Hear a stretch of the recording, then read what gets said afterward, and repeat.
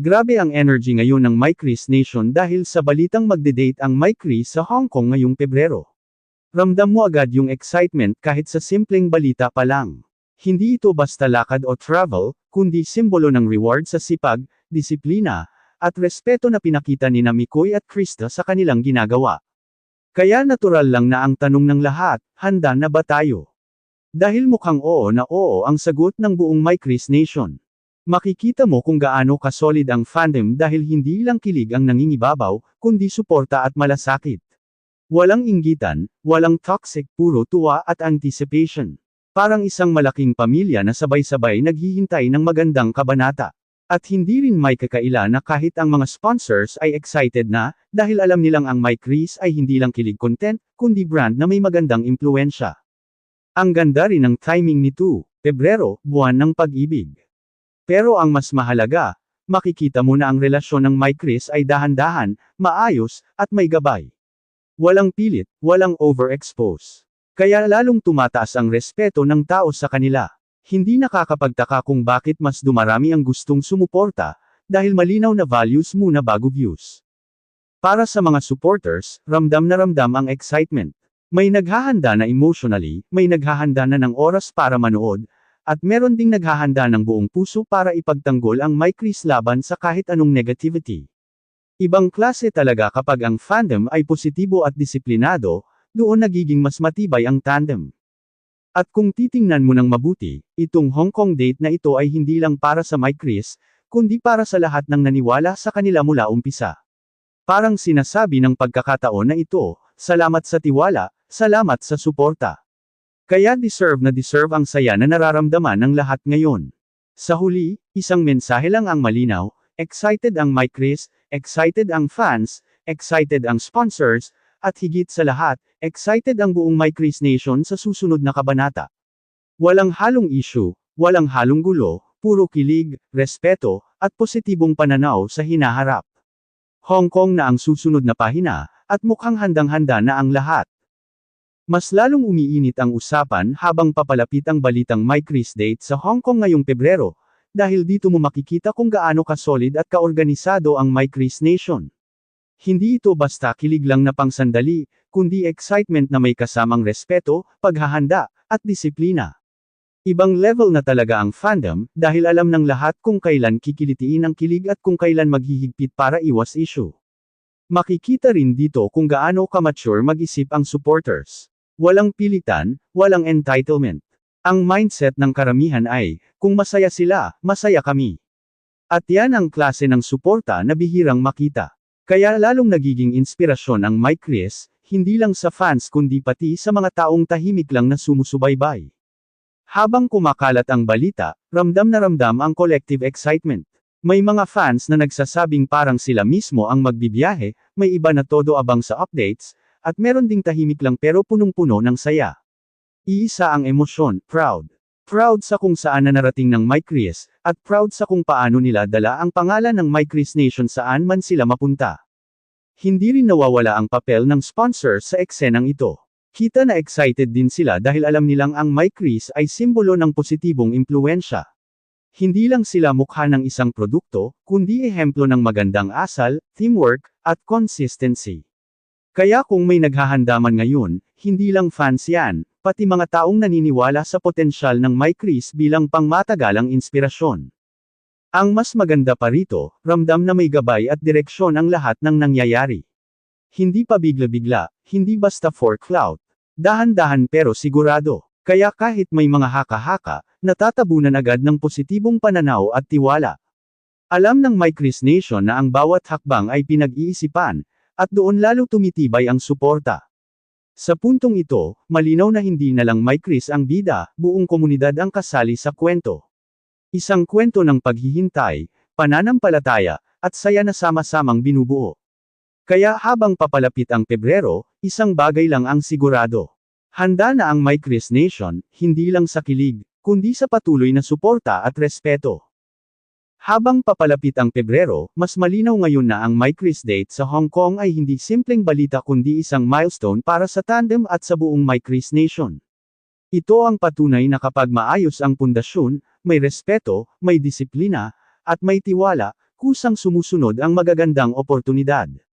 Kaya hindi na nakakapagtaka kung bakit ang reaksyon ng karamihan ay hindi ingay kundi masayang pananabik. Mapapansin mo rin na mas naging tahimik pero mas matibay ang suporta ng fans. Wala nang kailangan patunayan, dahil kusa nang nagsasalita ang resulta.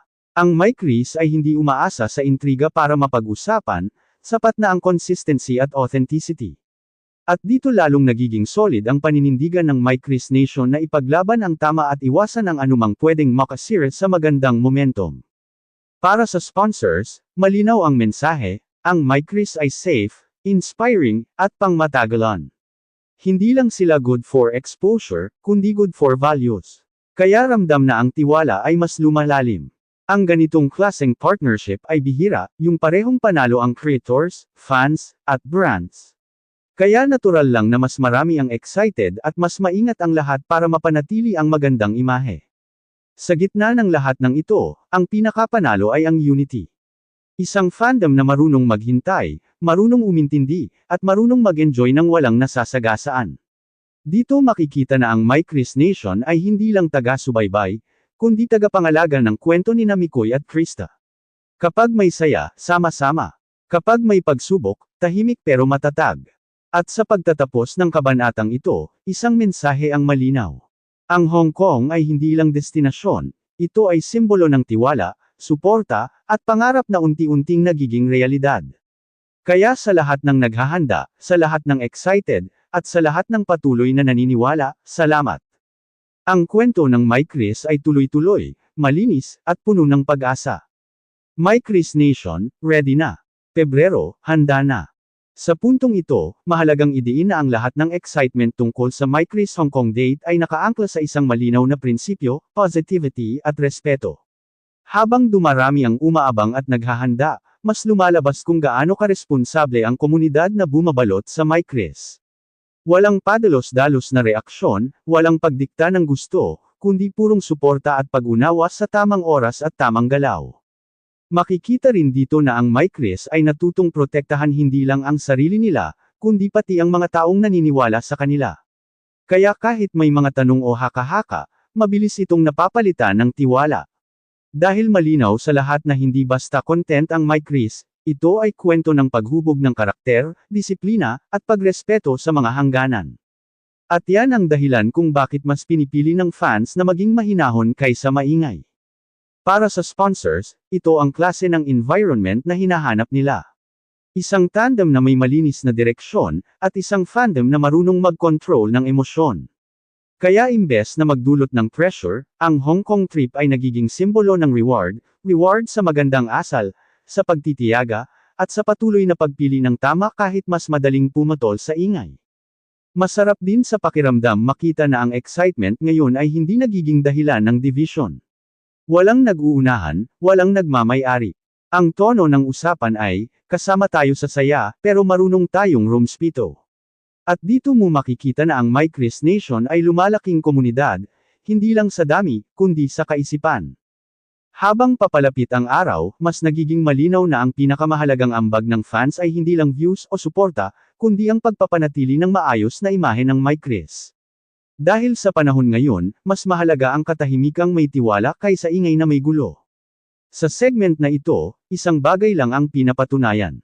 Ang Mike Chris ay nasa tamang landas, at ang Mike Chris Nation ay handang sumabay, mahinahon, positibo, at buo ang loob. Sa huling bahagi ng kwentong ito, malinaw na ang Mike Chris Hong Kong date ay hindi lang inaabangan dahil sa kilig, kundi dahil sa kahulugan nito. Ito ay bunga ng mahabang panahon ng pagtitiyaga, pag-intindi, at pagpili ng tama kahit maraming tukso na pumatol sa ingay. Kaya ang excitement ngayon ay may kasamang pasasalamat sa bawat supporter na nanatili, sa bawat sponsor na nagtiwala, at sa bawat taong patuloy na naniniwala sa malinis na direksyon ng Mike Chris. Ang ganda ring isipin na sa dami ng mata na nakatutok, mas pinili ng Mike Chris na manatiling grounded at tahimik, pero ramdam ang lakas. Hindi kailangang ipagsigawan ang lahat, dahil kusa nang nagsasalita ang respeto ng tao. At dito nagiging malinaw na ang tunay na solid fandom ay hindi nasusukat sa ingay, kundi sa kakayahang alagaan ang kwento hanggang dulo. Para sa Mike Chris Nation, ito ang paalala na ang pinakamalakas na suporta ay yung may disiplina.